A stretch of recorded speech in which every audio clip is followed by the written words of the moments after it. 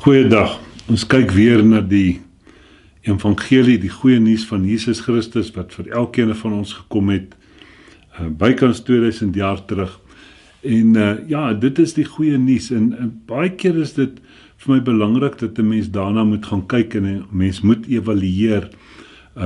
Ons gaan soms, dan gaan jy net winkel toe en dan neem jy sekere dinge in ag, jy evalueer.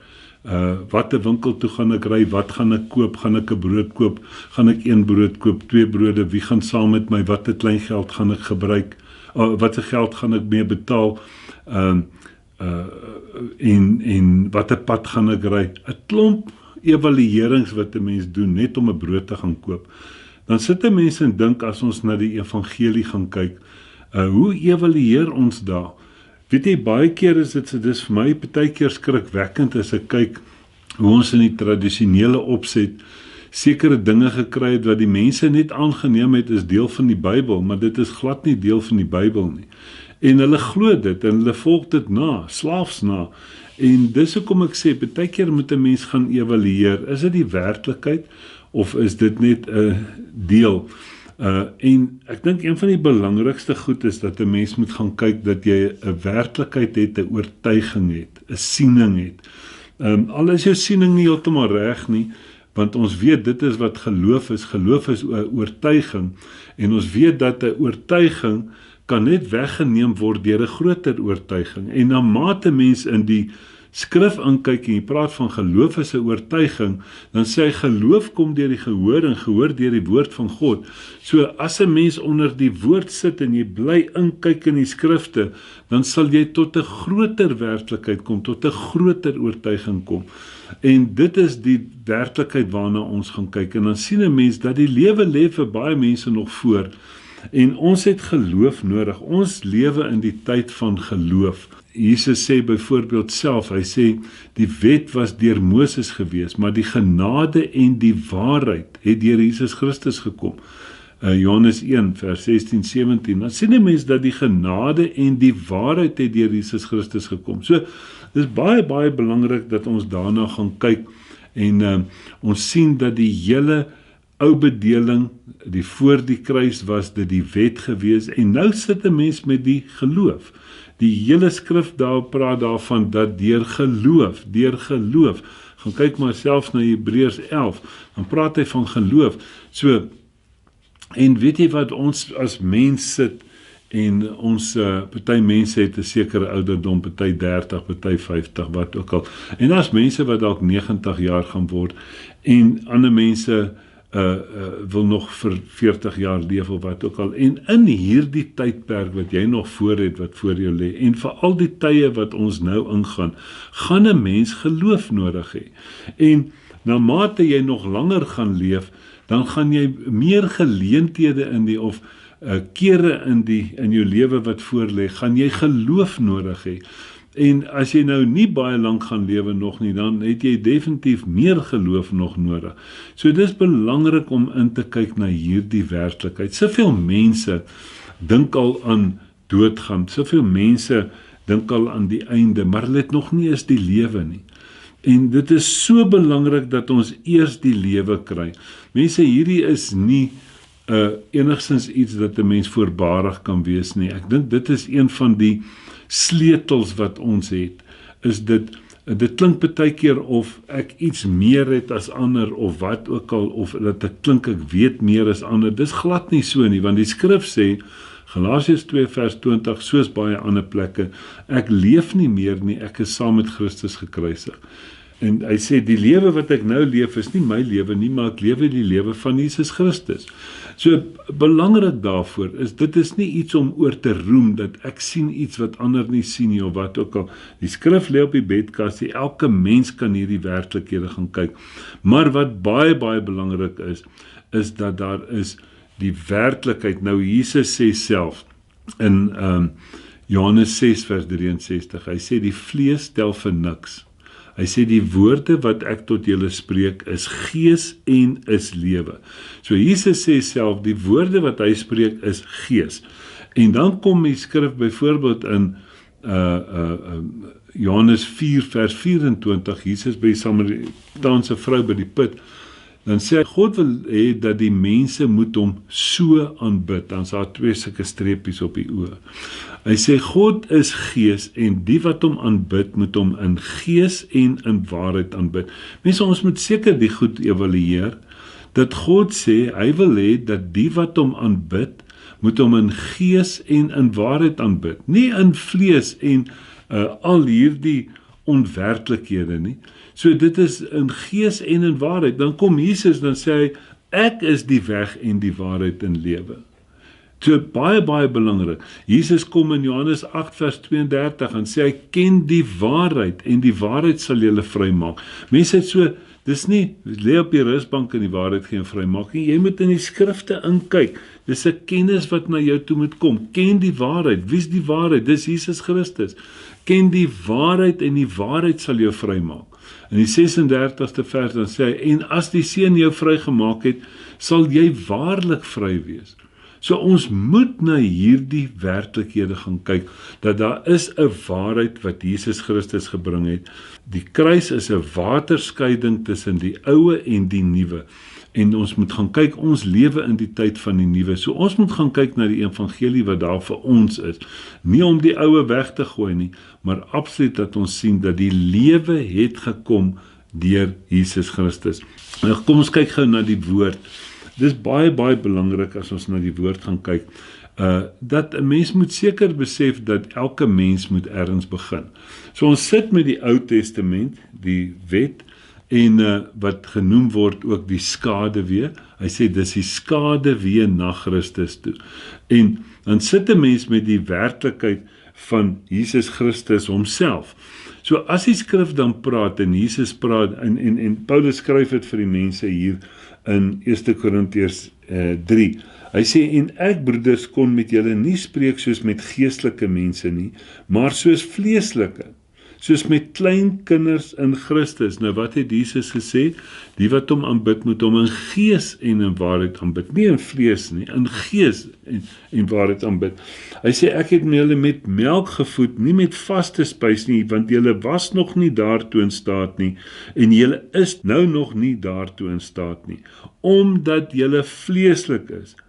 Want aangesien daar onder julle twis en jaloersheid en tweedrag is, dan sê hy hierso, wandel julle nie na die mens nie, maar ons besef die werklikheid gaan oor God, en dit wat hy vir ons in Jesus Christus gestuur het. So mense, dis baie belangrik, dat dit moet ons werklikheid en ons fokus wees. So dit help nie, ons begin almal ergens, en ons begin in die tradisie, en ons hoor hierdie, ons begin in die skaduwee, en ons kyk na daai werklikheid na Christus toe, maar dan sien jy dat, dis 'n kort tydjie.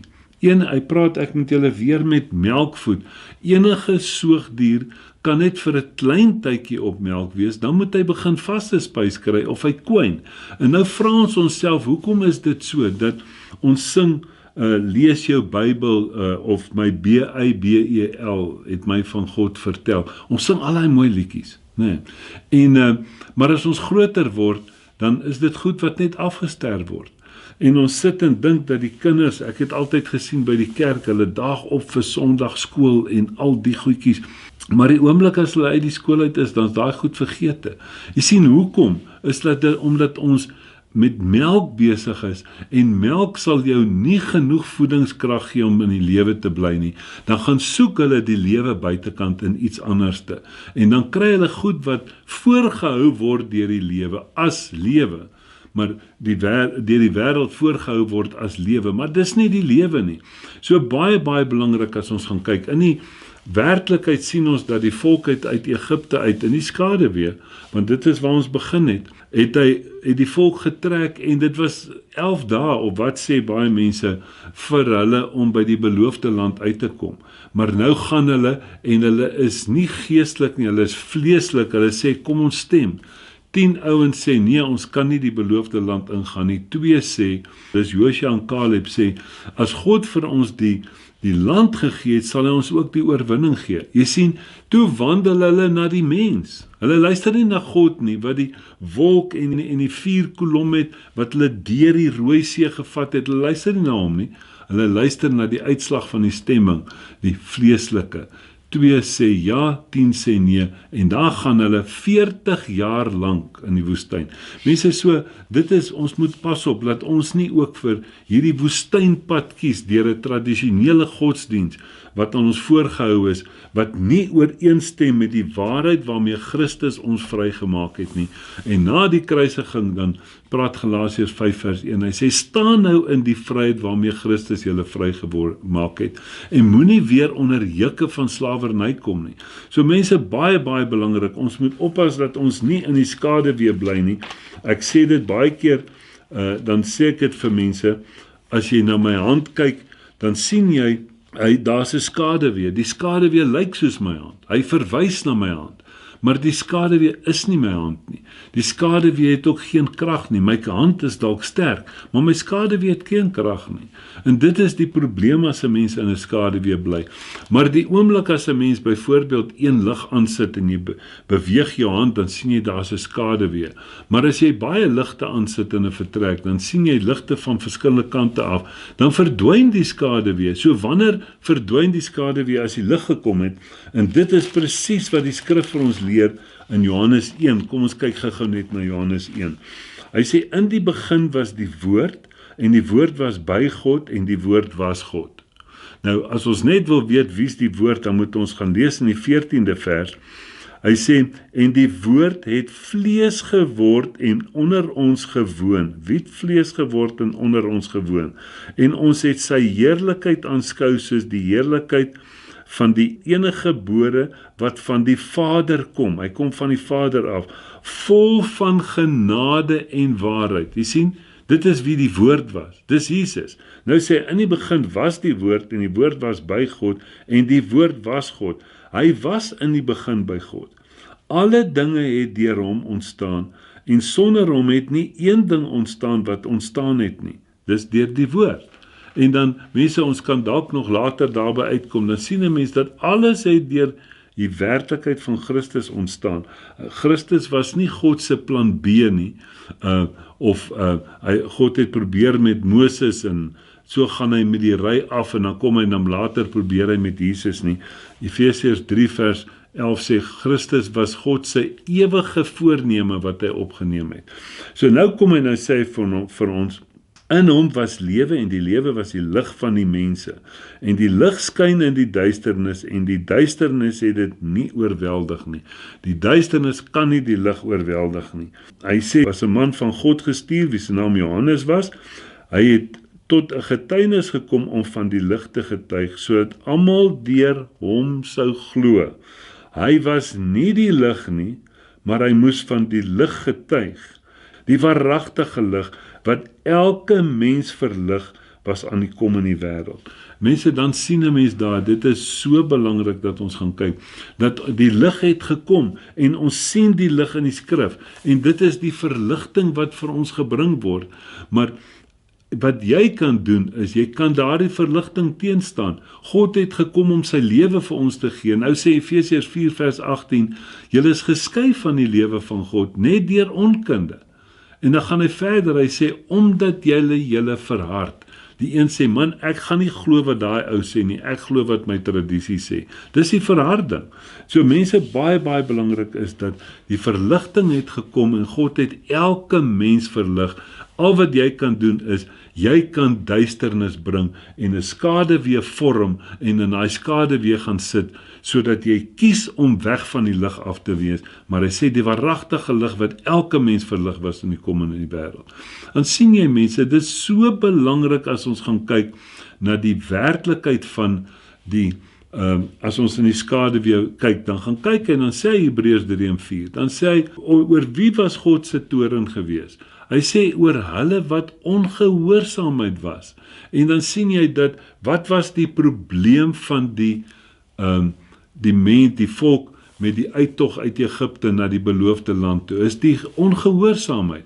En dan sê hy daar, en dat hulle deur ongeloof nie kon ingaan nie. So ons werklikheid wat ons nou het, is geloof. Hebreërs 11 vers 6 sê, sonder geloof onmoontlik om God te behaag. Hy wat tot God gaan, moet glo dat hy is, en dat hy 'n beloner is vir die wat hom soek. So mens sien, die grootste probleem was ongeloof. Nou, ongeloof is die teenoorgestelde van geloof. So die skrif sê nou vir ons dat ons werk met geloof, maar jy het 'n keuse, jy kan deur ongeloof beweeg as jy die waarheid wegstoot.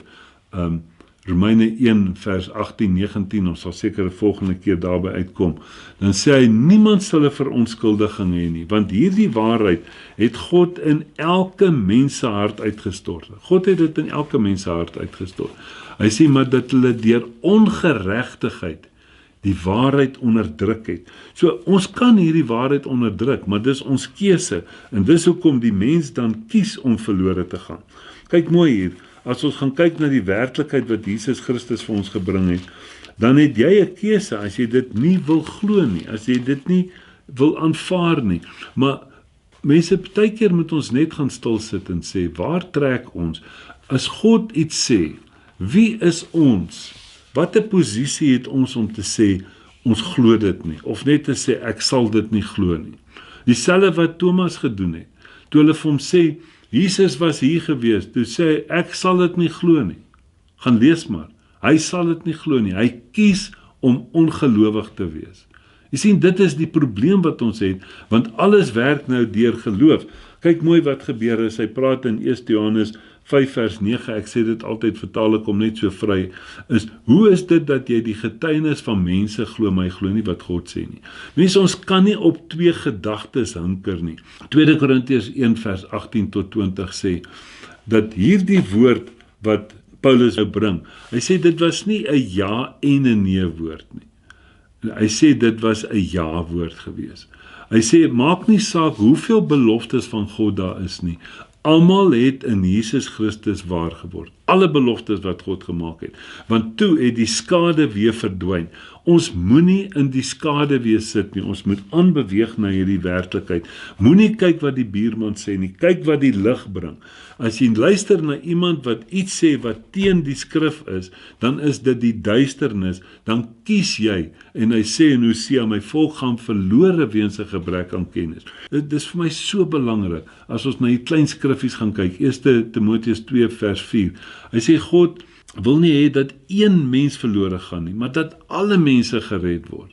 Dan gaan hy en hy voeg by, en tot 'n kennis van die waarheid kom. Jy sien, dat hulle in die lig wandel, dat hulle hierdie werklikheid kan sien. Nou sê 1 Johannes 5 vers 9, hy sê, as ons die getuienis van mense aanneem, die getuienis van God is groter. Ons begin almal ergens, ons het miskien in die skade weer begin, maar ons moet aanbeweeg na die werklikheid toe. 1 Korintiërs 13 sê, toe ek 'n kind was, het ek gedink soos 'n kind, gemaak soos 'n kind, geredeneer soos 'n kind, maar nou dat ek 'n man is. Mense, ons moet aanbeweeg na hierdie werklikheid om uit die skade weer uit te kom, uit die ou bedeling uit te kom, na die werklikheid toe, want Jesus sê, ek is die weg, die waarheid en die lewe, nie Moses nie. Niemand voor hom nie. Hy sê die getuienis van God is groter. Hoekom? Omdat dit die getuienis van God is wat God aangaande sy seun getuig het. Hierdie skrif is die getuienis van God. Hy sê wie in die seun van God glo, het die getuienis in homself.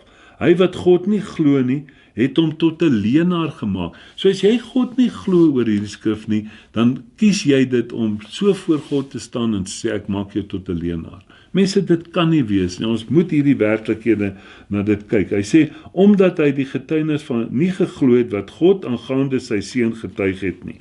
Nou sê die 11de vers 1 Johannes 5, en dit is die getuienis, dubbelpunt, dat God ons die ewige lewe gegee het, en die ewige lewe is in sy seun. Nie in Moses nie, nie in die nie, nie in die nie. Hy sê in Johannes 10 sê Jesus, ek is die deur waardeur julle kan ingaan. Hy sê, almal wat voor my gekom het was diewe en rowers. Dit klink bad, maar dit is so. Hy sê, die dief het gekom om te slag en te steel en te verwoes, maar ek het gekom. Jy sien, die dief was eerste. Toe sê, ek het gekom dat julle lewe en lewe in oorvloed kan hê. En dis waarna ons wil hê. Dis wat ons wil hê. Hy sê, en dit is die getuienis dat God ons die ewige lewe gegee het, en die lewe is in sy seun. Hy wat die seun het, het die lewe. Hy wat die seun van God nie, het nie die lewe nie. Dit het ek geskrywe aan julle wat glo. Jy sien, alles werk in geloof. In die naam van die seun van God, sodat julle kan weet dat jy die ewige lewe het, sodat jy kan weet dat jy die ewige lewe het. Mense, ons moet na hierdie werklikhede gaan kyk. As ons net so vinnig hier aan die einde gou kan gaan kyk na 1 Korintiërs 1. Ek wil op 'n stadium so bietjie na die eerste hoofstuk van elke boek gaan kyk. Nou kom met Paulus hier, nou sê hy begin met hulle, dan begin hy en hy spreek die probleem aan. Hy sê, maar ek vermaan julle broeders in die naam van ons Here Jesus Christus om almal eensstemmig te wees en dat daar geen skeringe onder julle moet wees nie, maar dat julle verenig moet wees in dieselfde gesindheid en dieselfde mening. Want dit het aan my deur die huisgenote van Cleo bekend gemaak aangaande julle my broeders, dat daar twiste onder julle is. Hy sê, ek bedoel dit, dat die een sê ek is van Paulus, die ander sê ek is van Apollos, die ander sê ek is van Cephas, en die ander sê ek is van Christus. Met ander woorde, Christus is maar een van die 4. Mense, sien jy, hy sê dit vir jou, hy sê jy kan in die kerk gaan sit en jy kan Christus mis. Jy kan met iets anders te besig wees. Paulus sê, is Christus verdeel, of is Paulus miskien vir julle gekruisig? Mense, ons moet gaan kyk dat die werklikheid lê in Jesus Christus, in die werk wat hy kom doen het. Nou gaan Paulus self, die man wat amper die hele Nuwe Testament geskryf het, nou vertel hy, want hier is verskillende sieninge, natuurlike sieninge, is die aarde rond, is die aarde plat, is dit, wat van evolusie, kom die mens uit die, al daai redenasies, nou kom hierdie man, wat deur God geroep is, en hy verduidelik vir hulle hierdie, hy sê, want Christus het my nie, vers 17, nie gestuur om te doop nie, maar om die evangelie te verkondig, die goeie nuus, van die opgestane Jesus, dis die evangelie, nie met wysheid van woorde nie, sodat die kruis van Christus nie verydel mag word nie. Mense, as jy nie hierdie werklikheid glo nie, dan verydel jy die kruis. Hy sê, want die woord van die kruis is wel dwaasheid vir die wat verlore gaan, maar vir ons wat gered word, is dit die krag van God. Weet jy, ek sit baie keer en dink aan hierdie werklikhede, dan dink ek hoe die mense sê, ja, hierdie boodskap wat ons bring is maar boring, is elkeen 'n klomp skrifte en al die tipe van goed. Mense, maar dis baie, baie belangrik. Hy sê, hy verkondig net hierdie een werklikheid, en dis Jesus Christus en hom as gekruisigde. Hy kom na die tweede hoofstuk toe, dan herhaal hy dit. Dan sê hy, toe ek by julle gekom het, broeders, het ek nie aan julle die getuienis van God kom verkondig met voortreffelikheid van woorde nie, of van wysheid nie. Ek het nie 'n show kom opsit nie, sê hy, want julle moet tot 'n kennis kom, wat die skrif sê, ken die waarheid en die waarheid sê jou vrymaak. En mense, net die waarheid wat jy ken, kan jou vrymaak. Dis hoekom mense nie in 'n vryheid kom nie. Want ons sit nog half in die lig en half in die duisternis. Ons skep ons eie duisternis deur die oorlewering uit die tradisie. Matteus 15 vers 6 sê Jesus self, hy sê julle het die werk van God kragteloos gemaak deur julle tradisie. Ons lees dit, maar moet ons daarna gaan kyk. Hy sê, want ek het my voorgeneem om niks anders onder julle te weet nie, dit as Jesus Christus en hom as gekruisigde. Mense, baie, baie belangrik, dat die werklikheid wat ons het, as jy lief is vir iemand, en as jy enige iemand by 'n werklikheid wil bring, en as jou prediking nie Jesus Christus en hom as gekruisigde is nie, dan het jy 'n goeie toespraak. Maar die werklikheid is, dat as Paulus sê, ek verkondig net Jesus Christus en hom as gekruisigde, is ek dan vreeslik meer as hy, dat ek 'n groter boodskap het. Die evangelie van Jesus Christus, die goeie nuus. Amen.